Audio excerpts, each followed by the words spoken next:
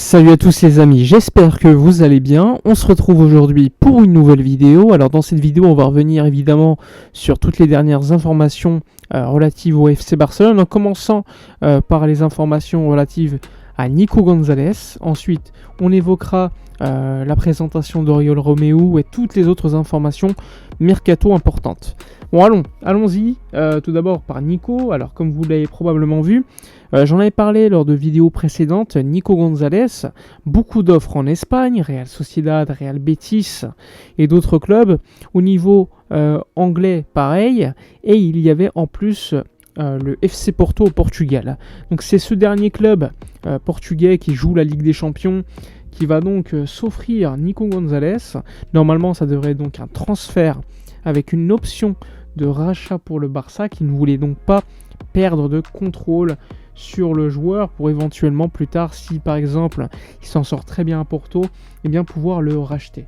Donc au niveau économique, le Barça n'a pas encore, évidemment il n'y a pas encore eu l'officialisation, donc les chiffres ne sont pas sortis, mais de ce qu'on sait, c'est que ça serait un transfert à moins de 10 millions d'euros environ, et une clause de rachat qui devrait être 15-20 millions supérieure au prix d'achat par le FC Porto.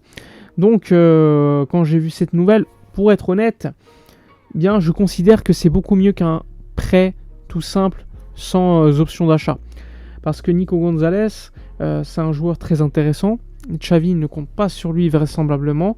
Et je préfère que le club vende et ait une économie plus ou moins soutenable à un instant T. Et si le joueur perce, tu le rachètes au pire. Et en plus, ça ne sera pas un prix super exorbitant. Donc, je préfère qu'on profite de la Masia pour en tirer un petit peu d'argent, parce que combien de joueurs sont partis, ne jouaient pas, qui ont été dévalués, qui finalement partaient à zéro. Eh bien, je préfère qu'on vende ces joueurs et qu'on les rachète plus tard s'ils sont bons. C'est ce que fait le Real Madrid avec par exemple Fran Garcia qui ils ont repris le latéral. Ils avaient fait ça également avec Dani Carvajal à l'époque quand il était parti au Bayer Leverkusen. Je considère que c'est une bonne chose. Et alors dans la situation économique du club, pour moi c'est la meilleure chose à faire. Tu as besoin d'argent, t'en profites à un instant T, et au pire des cas, s'il est bon, eh bien tu le reprendras plus tard. Pour moi, c'est la meilleure des possibilités. C'est ce qu'on avait fait d'ailleurs avec Abel Ruiz quand il était parti à Braga. Bon, on ne l'a pas racheté, mais si le joueur est bon et qu'il a le niveau pour être en Ligue des Champions de manière régulière à Porto, eh bien pourquoi pas dans l'avenir le reprendre à un prix déjà fixé et pas tant si élevé que ça. Donc ça, c'est la situation de Nico González. Je sais que pas mal de gens ne sont pas d'accord. Moi, j'aurais préféré que Nico reste. Mais dans les faits, il faut être pragmatique. Xavi ne compte pas sur lui. Donc soit tu le prêtes et il revient l'année prochaine. Xavi sera probablement encore là. Ou soit tu en tires de l'argent maintenant. Donc je préfère quand même qu'on en tire de l'argent. Et au pire, s'il est bon, le reprendre plus tard. Donc ça, c'est l'information concernant Nico González. Il y a eu des entraînements déjà à Los Angeles. Vous l'avez probablement vu. On a vu des séquences sur les réseaux où il y avait notamment une défense associée Ronald Araujo et Michael Faye, donc le Sénégalais qui est tout juste arrivé. Donc à voir, mais c'est pas un hasard à mon avis s'ils sont alignés. Ce qui va évidemment poser question du rôle d'Eric Garcia. Il faudra à mon avis le faire sortir du club, puisque avec Koundé qui peut jouer défenseur, Christensen qui a été énorme l'année dernière, Araujo, et si en plus tu rajoutes un jeune comme Michael Faye, ça va être très compliqué pour lui.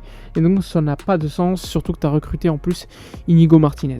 Donc à voir là aussi la situation lors des prochains jours. Et si le joueur sénégalais réussit à convaincre Xavi à avoir beaucoup plus de protagonisme que prévu. Parce que normalement c'est un joueur qui est prévu pour l'équipe B, mais qui fait la pré-saison comme c'est le cas pour Lamine Yamal et d'autres jeunes.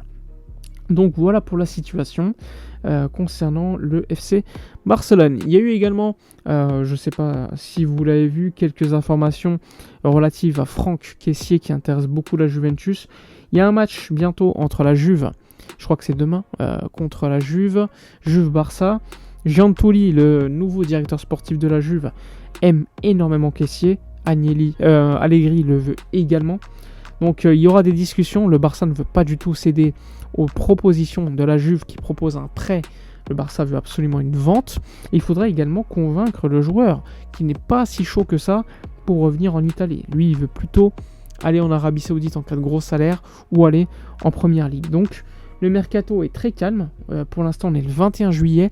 Le Barça n'a pas réussi encore à faire de grosses ventes, à faire de ventes tout court, à part celle de Nico Gonzalez a priori dans quelques jours. Et donc c'est quand même une situation très compliquée. D'ailleurs, le fair play financier de la Liga pourrait être encore un peu plus assoupli vu la situation compliquée de tous les clubs espagnols sur le mercato. Quand tu vois que l'Arabie Saoudite, avec tout le respect, investit plus d'argent que toi sur le mercato, tu te poses des questions. C'est le cas également de la Ligue 1, là aussi tu te poses des questions, et des autres championnats de manière globale. Tu as juste le championnat portugais qui investit moins, mais qui historiquement est un championnat beaucoup plus vendeur.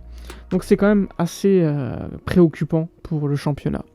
Sinon, comme d'habitude, le dossier Joao Félix, Bernardo Silva, etc. font beaucoup parler. Aujourd'hui, j'en avais déjà parlé, mais la situation de Joao Félix, elle est très simple. Le Barça n'a pas à bouger.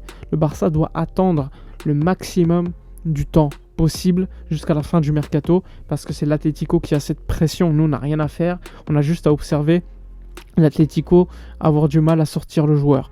Évidemment, c'est dans le cas où le Barça veut vraiment Joao Félix, parce que dans les faits, c'est plutôt Laporta qui le veut. Xavi, lui, veut plutôt Bernardo Silva. C'est complètement impossible aujourd'hui s'il n'y a pas de grosses ventes. Mais à voir si le fair play financier de la Liga serait assoupli. Dans le cas où il serait assoupli, je n'écarte rien. Et pour l'instant, ce n'est pas encore fait. Et lorsque ce sera le cas, il y a une réunion qui est prévue la semaine prochaine avec la Liga et les autres clubs. À ce moment-là, on pourra évoquer des éventuels changements au niveau du mercato, parce que là, ça fait qu'il n'y a que 8-9 joueurs qui ont été enregistrés sur 65. Donc c'est complètement fou. Tous les clubs espagnols sont pris à la gorge par les règles. Donc compliqué pour le championnat d'Espagne de pouvoir lutter face à des clubs anglais notamment qui recrutent à tout va, qui ont beaucoup d'argent. Quand tu vois que Nottingham Forest, Bournemouth, plein d'autres clubs anglais investissent des 80-100 millions d'euros sur le mercato, et qu'un club comme le Barça, avec le chiffre d'affaires, les économies, les bénéfices effectués lors de la saison dernière et cette saison, tu n'arrives même pas à investir le quart, le cinquième de ce qu'ils font en Angleterre, alors que c'est des clubs, avec tout le respect que j'ai pour eux, qui ne sont pas non plus aussi connus, aussi puissants. Donc là aussi, tu te poses des questions concernant le mercato, le Barça, et surtout ce qui se passe outre l'Espagne, des clubs qui sont gérés par des propriétaires qui s'en foutent en fait d'avoir des pertes économiques. Mais bon, là c'est un sujet où on va un peu trop loin. Bref, voilà pour toutes les rumeurs. On va suivre évidemment comme d'habitude ce qui va se dérouler, le match contre la Juve. N'hésitez pas à donner vos avis dans les commentaires, à liker, commenter, partager. Moi je vous dis à la prochaine, et d'ici là comme d'habitude, portez-vous bien.